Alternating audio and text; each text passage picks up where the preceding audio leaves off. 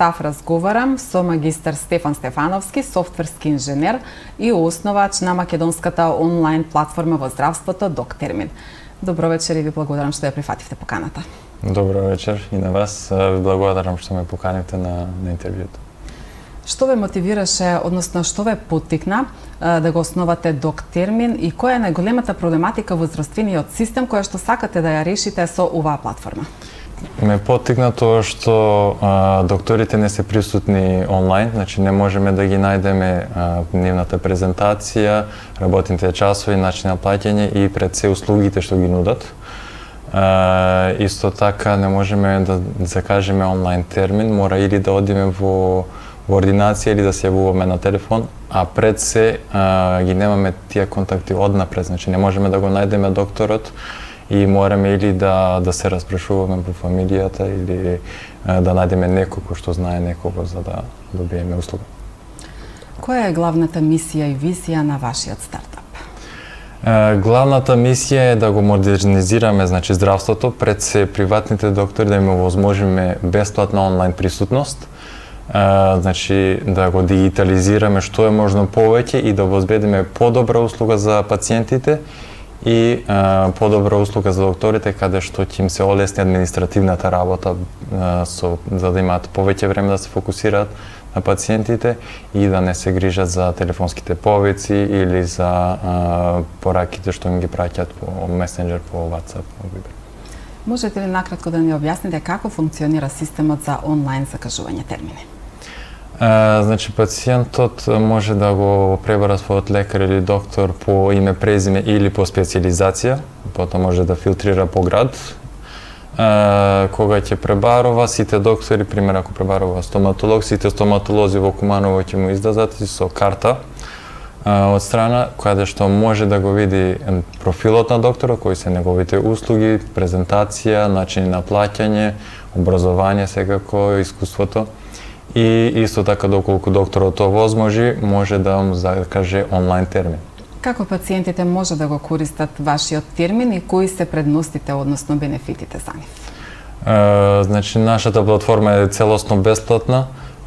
Пациентот за да закаже термин ќе мора да се регистрира, затоа што тоа ќе му возможи и понатаму да закажува термини и за нотификации кои ќе стизаат преку имејл и исто така на самата платформа ќе ги има сите претходни и наредните закажани термини што ќе се. А од друга страна па како лекарите да се регистрираат и да управуваат со своите термини?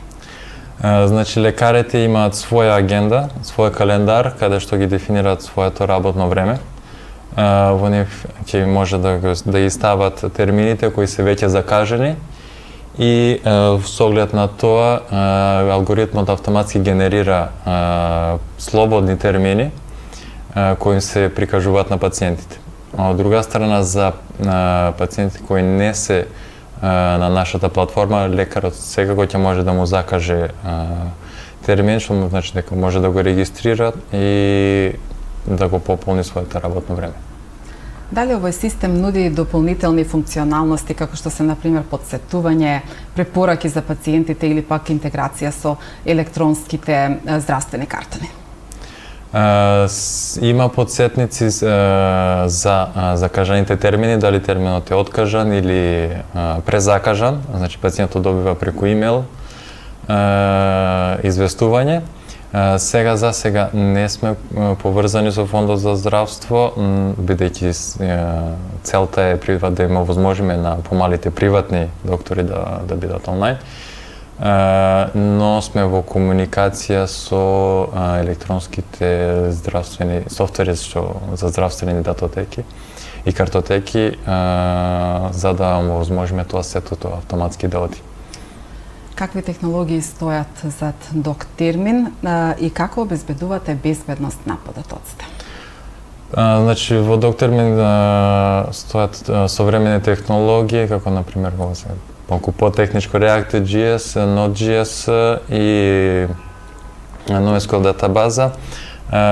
Безбедноста на податоци е осигурена со тоа што имаме приватен сервер од европска фирма која е хостиран и е во Европска унија, што ги следи сите GDPR compliance, исто така и ние ги следиме GDPR compliance што се. И имаме случајно договор со фирма за безбедност, што цело време ја тестираат нашата апликација и ние пробуваме секогаш кога ќе најдат изложеност или некоја точка што не е доволно имплементирана, ние тоа го подобруваме константно. Како се справувате со предизвиците на дигитализацијата во здравството, особено кај помалку технолошки напредни корисници? Секако дека има. Да, има доста и тоа е најголемиот проблем што лекарите го потенцираат. Имаме нова функционалност која што сега ја пуштиме во употреба пред неколку недели, а тоа е да пациентот може да закаже термин за некој друг, за свој близок, например за родител или старател. За да закаже термин треба да го додаде својот близок и да прикачи во форма на PDF согласност од тоа лице или документ од судско решение дека е старател на тоа лице. Какви се плановите за понатаму? Ќе се правиле некоја надградба на оваа платформа? Да, плановите, значи секогаш треба да се надградува софтверот, значи секогаш треба да се напредуваме, има секогаш можност да се подобри. Едно од поголемите надградувања ќе биде за да пуштиме во употреба за клиниките, што се поголеми, што менаџираат повеќе доктори и тоа е за сега нашиот фокус. Кажете ми како лекарите го прифаќаат овој систем? Лекарите, значи, се малку скептични за почеток, особено со тоа што пациентите повеќе или идат во ординација или вртат на телефон. Не го прифаќаат со целосна имплементација нашиот систем, бидејќи им е страв пациентите да не го користат. Им е страв дека пациентите нема да сака да го користат и особено за постарите пациенти. Тоа е еден проблем што тешко се надминува и мислам дека како општество треба повеќе како индивидуалци прво треба самите да вложиме малку во технологијата, значи малку да поедеме нанапред, за да не биде сето на неколку поединци. Докторите треба исто така тие да вложат малку напор. Значи, нашата платформа не е само, ќе се навратам со исто што добиват, не е значи само за онлайн, да закажат онлайн термин, туку на некој начин е и маркетинг, пошто добиваат експозитура, може да ги видат, може да ги објавиме на нашите социјални мрежи, да пратиме имејл дека се присутни на нашата платформа, пациенти кои се веќе регистрирани. И мислам дека со тоа треба да го поминеме скептицизмот кој што докторите не го прифаќаат, затоа што доколку имаме повеќе пациенти, толку повеќе ќе можеме докторите да ги убедиме дека стварно тоа функционира. И доколку што повеќе доктори имаме на платформата, толку повеќе пациентите ќе се уверат дека тоа функционира и дека не мора да вртат цело време на телефон или да одат во ординација. Сето тоа прави беспотребни гужви, беспотребни чекања и беспотребно губење време и на пациентите и на докторите. Значи, тоа е нешто што пробуваме да го доловиме, но е многу потешко, особено сега во ова ниво на Македонија, каде што немаме многу дигитализација, но пробуваме да го доловиме тој ефект дека сите добиваме, не е само за онлайн термини, значи докторите ќе добијат подобро менаџирање на своите термини, на својата агенда и на своето време, особено асистентите ќе имаат повеќе време да им помагаат на докторите и пациентите нема да мора да идат во ординација да чекаат ред. Се е, значи, достапливо 24/7 и на тој начин на допредување тоа е изгубено време, што може да го искористи за нешто по-продуктивно. Какви се вашите очекувања од имплементацијата на македонската платформа Доктирмин? Со оглед на тоа дека Македонија се уште не е толку технолошки напредна како останати европски држави. Да, значи целта е што повеќе да дигитализираме, што повеќе да не заостануваме значи назад и пак ќе повторам, значи целта е сите како општество да отидеме нанапред, не само на неколку фирми или компании тоа да го прават, значи почнувајќи сами од себе, да научиме за новите технологии, да почнеме да ги користиме, и да им дадеме шанса на новите стартап, на нови технологии и особено на младите во Македонија. Значи не целта е за целото општество да оди напред и не планираме да застанеме само на оваа платформа, туку имаме други идеи но тоа понатаму. Значи тоа е главната цел за сега на Доктирмин и за поголема и подобра дигитализација на Македонија. Дали има слични вакви системи и како функционираат? Вакви слични системи има насекаде во Западна Европа, особено во Европската Унија, например од Франција, пример е Доктор Либ, кој ист начин на функционирање има, значи можете да го пребарувате својот доктор или лекар по специјализација или по име и презиме и да закажете термин онлайн.